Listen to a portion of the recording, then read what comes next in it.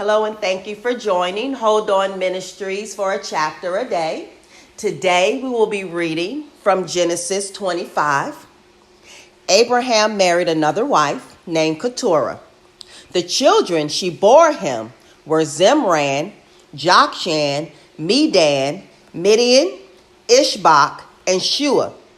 Jokshan became the father of Sheba and Dedan. Dedan's sons were Asherim, Letushim, and Lumim. Midian's sons were Ephah, Epher, Enoch, Abida, and Eldah. All of these were Keturah's sons. Abraham gave everything he owned to Isaac. To the sons of Abraham's secondary wives, Abraham gave gifts and, while he was still living, sent them away from his son Isaac to live in the east. Abraham lived to the age of 175. Abraham took his last breath and died after a good long life, a content old man, and he was placed with his ancestors.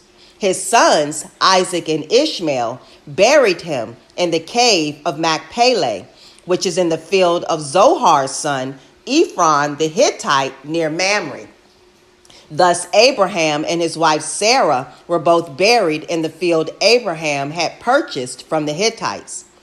After Abraham's death, God blessed his son Isaac, and Isaac lived in Beer Lahai-roi.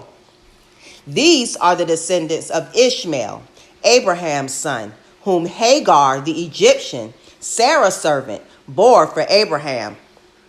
These are the names of Ishmael's sons, by their names and according to their birth order: Nebaioth, Ishmael's oldest son; Kedar, Abdil, Mibsam, Mishma, Duma, Massa, Hadad, Tema, Jetur, Naphish, and Kedemah. These are Ishmael's sons. These are their names by their villages and their settlements, 12 tribal leaders according to their tribes. Ishmael lived to the age of 137. He took his last breath and died, and was placed with his ancestors. He established camps from Havilah to Shur, which is near Egypt on the road to Assyria. He died among all his brothers. These are the descendants of Isaac, Abraham's son. Abraham became the father of Isaac.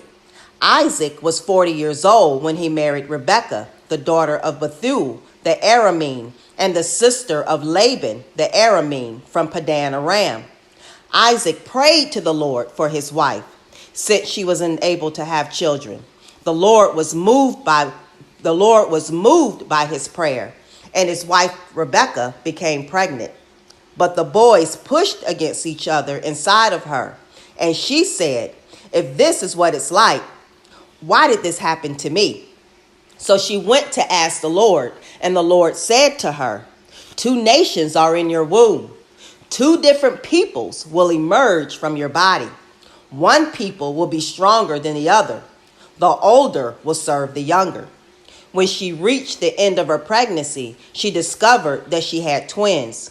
The first came out red all over, clothed with hair, and she named him Esau. Immediately afterward, his brother came out, gripping Esau's heel, and she named him Jacob. Isaac was 60 years old when they were born. When the young men grew up, Esau became an outdoorsman who knew how to hunt, and Jacob became a quiet man who stayed at home. Isaac loved Esau because he enjoyed eating game, but Rebekah loved Jacob. Once, when Jacob was boiling stew, Esau came in from the field hungry and said to Jacob, "I'm starving. Let me devour some of this red stuff." That's why his name is Edom. Jacob said, "Sell me your birthright today." Esau said, "Since I'm going to die anyway, what good is my birthright to me?" Jacob said, "Give me your word today." And he did.